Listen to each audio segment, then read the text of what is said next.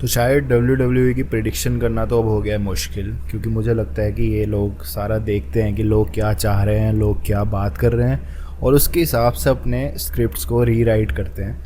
क्योंकि Seth Rollins भी हार गया है, और एक्सपेक्टेड तो ये था कि शायद सेथ रॉलिंस आगे जाने वाला है, समर स्लैम में रोमन के साथ लड़ने वाला है, पर वो हार गया।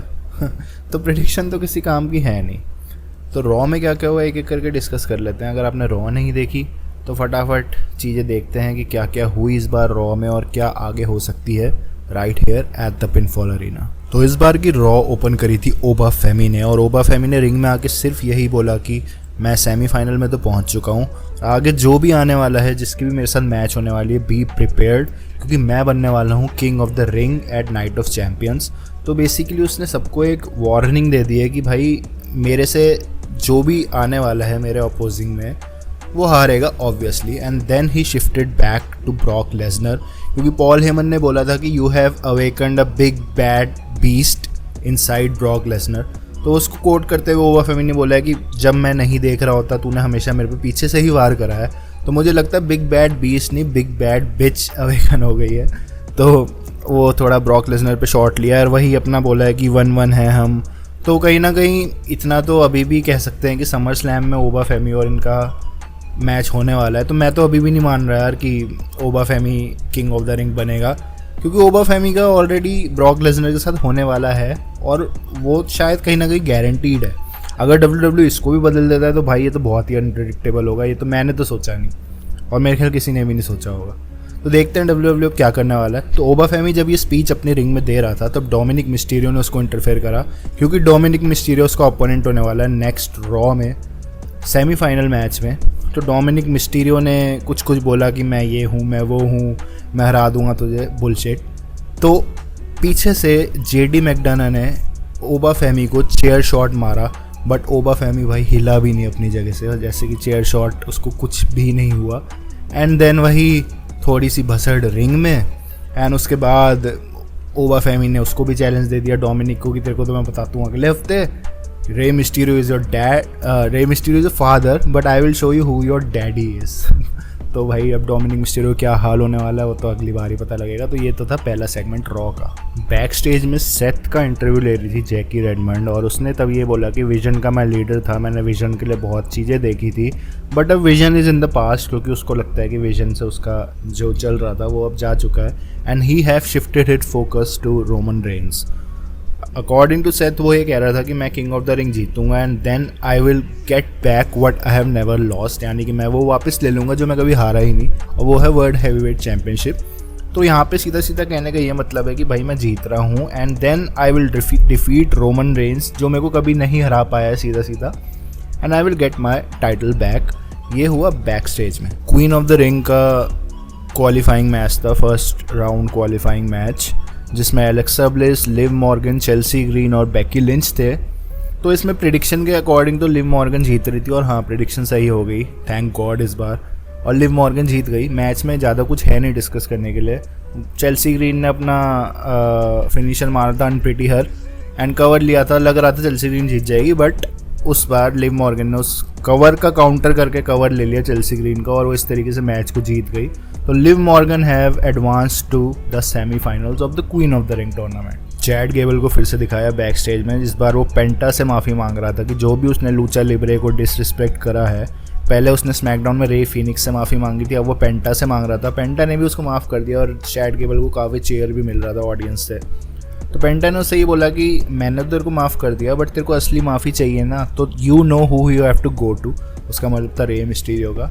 तो मतलब चैड गेबल ने ये चीज़ एक्सेप्ट करी कि हाँ उसको रे मिस्टीरियो से भी माफ़ी मांगनी चाहिए। उसने रे मिस्टीरियो से भी माफ़ी मांगी, रे मिस्टीरियो ने भी उसको माफ़ कर दिया। ड्रैगन ली भी था उस टाइम वहाँ पे, उसने भी उसको माफ़ कर दिया। और रे मिस्टीरियो ने बोला कि जब तूने ये मास्क नहीं पहना था उससे पहले जो तूने चीज़ें करी थी ना, वो मैं कभी नहीं बोलूँगा। यानी कि जब उसने उसको रे मिस्टीरियो को अनमास्क करने की कोशिश करी थी, तो रे मिस्टीरियो ने सिर्फ ये बोला चैड गेबल को, और ऑल दो उसने उसको माफ़ कर दिया, बट रे मिस्टीरियो ने कहीं ना कहीं उस पर्टिकुलर इवेंट को लेके थोड़ी सी नाराज़गी दिखाई कि वो तूने गलत करा था। अब बैक स्टेज में ही यही दिखाया गया कि मॉन्टेस फोर्ड और Seth Rollins finally same page में आ चुके हैं। दोनों ने एक दूसरे की रिस्पेक्ट गेन कर ली है। तो वो बस बात कर रहे थे, और मॉन्टेस फोर्ड उसको बोल रहा था go out there and win, कि अपना क्वालिफाइंग मैच तो जीत, तभी वहाँ पे आ गए ऊसोज और जेकब फाटू। और वही जे ऊसो ने सेथ को बोला कि आपकी फैमिली को इस सब से बाहर रख, फैमिली एज इन उसने रोमन रेंस का नाम लिया था बेसिकली। बस सेथ ने भी यही बोला कि मैंने फैमिली को कभी कुछ बोला ही नहीं, ना मैंने फैमिली को कभी डिसरिस्पेक्ट करा। All I was saying was about Roman Reigns, कि मैं रोमन रेंस को बोल रहा था कि मैं जीत के रोमन रेंस से अपना टाइटल वापस ले लूँगा। एंड इतने में जे ऊसो वो फालतू का एग्रेशन जो उसको एग्रेसिव दिखाया हुआ है वही दिखा रहा था। एंड उसने जेकब फाटू को बोला कि इसको ठीक कर, सेथ रॉलिंस को, मतलब जेकब फाटू को बोला। तो Jacob Fatu and Seth Rollins came face to face, but Jacob Fatu ने कुछ नहीं करा और जेकब फाटू वहाँ से चला गया, ये दिखाते हुए कि वो अभी भी जे ऊसो और जिमी ऊसो को नहीं उनकी बात सुन रहा। उसने सिर्फ ट्राइबल चीफ रोमन रेंस को एक्नॉलेज करा, और ये चीज़ उसने बैक स्टेज में जिमी और जे से बोली भी कि तुम मुझे ऑर्डर मत दो, मैं तुम्हारी नहीं सुनने वाला। मैंने ओटीसी को एक्नॉलेज करा है, जिमी और जे को नहीं करा। तो फैमिली सेम पेज पर नहीं है। सेथ भी इसको देख के हंस रहा था और मॉन्टेस फोर्ड भी हंस रहा था। तो अब देखते हैं ब्लड लाइन का कहाँ पे किस डायरेक्शन में जाने वाला है, बट अभी तो यही दिखा रहे हैं कि जेकब फाटू तो नहीं सुन रहा किसी की भी अभी भी। तो इंटरकॉन्टिनेंटल चैंपियनशिप वुमेन्स वाली का मैच था, सोल रूका वर्सेस लायरा वॉल्केरिया। मैच में ज़्यादा कुछ डिस्कस करने के लिए है नहीं। मैं ये कहूँगा बुरा मैच नहीं था, मैच बिल्कुल अच्छा था, ज़रूर अच्छा था। और मैच में सोल रूका ने लायरा को हरा के अपना टाइटल को रिटेन कर लिया है। बाकी इसमें ऐसा कुछ खास इवेंटफुल था नहीं जो हम डिस्कस करें। तो let's next move to the next match. एक छोटा मोटा इन रिंग सेगमेंट, प्रोमो कह सकते हैं इसको, एलए नाइट का भी था, जहाँ पे वो रिंग में आके सिर्फ वार्निंग दे रहा था फिन बैलर, रॉय स्कीज और जे ऊसो को, जो मैच है इनका स्मैकडाउन में, first round qualifying match for the king of the ring. तो बस उनको वार्निंग दे रहा था, और वो ये भी कह रहा था कि मुझे पता है जे को बचाने जिमी आएगा और उसकी ब्लड लाइन आएगी, तो मैं उसके लिए प्रिपेयर्ड हूँ, क्योंकि अकेले तो ये कुछ कर नहीं सकते। तो बस यही बात सुन के जे फिर भड़क गया कि तू फैमिली को कैसे बोल रहा है, ये सब कुछ। तो उनके बीच में थोड़ी सी आर्गूमेंट्स हुए, और वो जे ऊसो ने सिर्फ यही बोला कि मैं तेरे को दिखाऊंगा कि मैं कौन हूँ, मैं तेरे को मैच में दिखाऊंगा। तो बेसिकली जे ने जो ये चीज़ बोली, तो उसके कहने का मतलब था कि तेरे को तो दिखाऊंगा ही, बट फिन बैलर और रॉय स्कीज को भी दिखाऊंगा कि मैं कौन हूँ। बस ये बोल के चला गया। छोटा मोटा सेगमेंट था, ऐसा कुछ खास था नहीं। फ्राइडे को देखता हूँ इनके मैच के बीच में एक्चुअली होता क्या है। अब जो मैच है डिस्कस करने वाला, मेरे हिसाब से रॉ का बेस्ट मैच जो था वो था मेंस इंटरकॉन्टिनेंटल चैंपियनशिप का between penta and Rey Mysterio.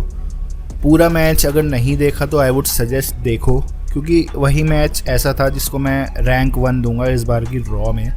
Awesome match था। मैच का रिजल्ट ये था कि पेंटा ने अपने टाइटल को रिटेन कर लिया, बट मैच के बाद रूसेव और ईथन पेज आए, पेंटा और रे मिस्टीरियो को मारा, बहुत मारा। एंड पेंटा रे मिस्टीरियो को बचाने के लिए ड्रैगन ली भी आया। ड्रैगन ली ने कोशिश करी बचाने की, बट स्टिल ईथन पेज और रूसेव ने ड्रैगन ली को भी रोक दिया। एंड देन रूसेव ने अनमास्क कर दिया रे मिस्टीरियो को, यानी कि उसका मास्क हटा दिया, जो कि लूचा लिब्रे में नहीं करना होता। तो जब रे को उसने अनमास्क करा तो रे को बचाने आया चैड गेबल।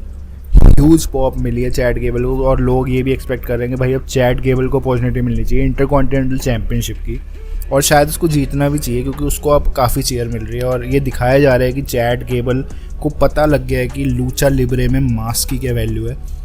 चैड गेबल ने ईथन पेज और रूसेव दोनों को मारे सुप्लेक्सेस, जो वो मारता है जर्मन वाले, दोनों को लेड आउट कर दिया। एंड उसके बाद रे मिस्टीरियो के मास्क को उठा के वापस कर दिया पेंटा को। एंड तीनों लूचा जो वहाँ पे थे, पेंटा, ड्रैगन ली और रे मिस्टीरियो, ऐसा लगा कि चैड गेबल ने फुली रिस्पेक्ट गेन कर ली है लूचा डोर्स की।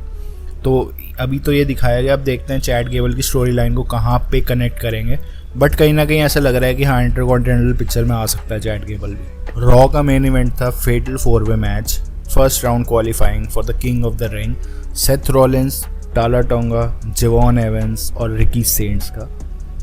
According to predictions Seth Rollins का जीतना था, सब चाहते भी थे, मैं नहीं, सब चाहते थे कि भाई सेथ और रोमन का मैच हो for the world heavyweight championship. और मुझे तो पता नहीं क्यों 100% लग रहा था कि भाई सेथ जीतेगा और रोमन को चैलेंज करेगा, क्योंकि ओबा फेमी को तो जीतना नहीं, जैसा मैंने बताया, उसका ब्रॉक लेसनर के साथ होने वाला है कुछ। बट नहीं यार, सेथ हार गया। And that was because interference करी ऑस्टिन थ्योरी और ब्रॉन ब्रेकर ने विजन में, जो सेथ सोच रहा था कि शायद अब विजन से मेरा लफड़ा जो है वो ख़त्म हो गया। हाँ, ऑल द मॉन्टेसफोर्ड उसको बचाने आया बट ब्रॉन ब्रेकर ने उसको स्पीयर मारा एंड द विनर वॉज जवॉन एवेंस। अच्छा लगा देख के कि जवॉन को पुश मिला, सेमीफाइनल तक गया, बट जो मैंने सोचा था, जो फैंस एक्सपेक्ट कर रहे थे वो तो नहीं मिल पाया। बट अब मैंने ये भी देखा है ऑनलाइन कि लोग चाह रहे हैं कि ओबाफेमी किंग ऑफ द रिंग बने, रोमन रेंज को चैलेंज करे, बट ऑल दो ओबाफेमी बहुत अच्छा है और मैं चाहता हूँ उसको पुश मिले, बट मैं ये नहीं चाहता कि वो इतनी जल्दी टाइटल पिक्चर में आए। अभी जो वो अपनी डोमिनेंस दिखा रहा है वो दिखाता रहे, और मेरे को ऐसा लगता है कि समर स्लैम के लिए ओबाफेमी का ब्रॉक लेसनर के साथ भिड़ना ही सही है। तो अब सिंस सेथ तो हो गया है बाहर, तो अब मैं चाहता हूँ कि कौन जीते। क्या चाहता हूँ? फिन बैलर, क्योंकि फिन बैलर अभी भी गेम में है, जिसका स्मैकडाउन में मैच होने वाला है। और अब बस WWE फिर से वही फकअप करके जे उसो को या एले नाइट को ना जिता दे, ऑल दो वो फ़ैन फेवरेट्स हैं, बट मैं तो चाहूँगा फिन बैलर को टाइटल पिक्चर में देखना, बहुत बढ़िया होगा। बट देखते हैं अब क्या हो सकता है। अंडरडॉग है फिन बैलर मैच में, और अगर ऐसा हो जाता है तो that would be great, Finn Balor अगर जीतता है तो। बाकी देखते हैं WWE ने क्या सोचा हुआ है फिन बैलर के लिए और वर्ल्ड हैवीवेट चैम्पियनशिप के लिए। तो ये तो हो गई इस बार की रॉ की कहानी। सेथ रॉलिंस हो गया बाहर, और अब देखते हैं किंग ऑफ द रिंग का एक मैच बचा है स्मैकडाउन का, उसके बाद अगली रॉ से सेमीफाइनल शुरू हो जाएंगे, यानी कि ओबा और डोमिनिक का मैच होने वाला है। तो अब देखते हैं, वो तो खैर ओबा जीत ही जाएगा, ओबा को तो ब्रॉक लेसनर की वजह से हार मिलेगी फाइनल में, ऐसा मुझे लगता है, बाकी पता नहीं, कुछ कह नहीं सकता अब। बाकी स्मैकडाउन में देखते हैं कौन जीतता है। जैसा मैंने पहले भी बोला कि मैं तो चाहूँगा फिन बैलर जीते, पर मैं कुछ प्रिडिक्ट नहीं करूँगा अब, क्योंकि सब कुछ उल्टा होता है। बट हाँ, अगर फिन बैलर जीतता है तो खुशी होगी। बाकी देखते हैं स्मैकडाउन में क्या होता है। स्मैकडाउन का ब्रेकडाउन आ जाएगा सैटरडे को, जिसको स्मैकडाउन इतनी बड़ी नहीं देखनी, वो सिंपली आके अपना ब्रेकडाउन देखे और चिल मारे। तो मैं मिलता हूँ स्मैकडाउन ब्रेकडाउन में आपसे, तब तक के लिए बाय।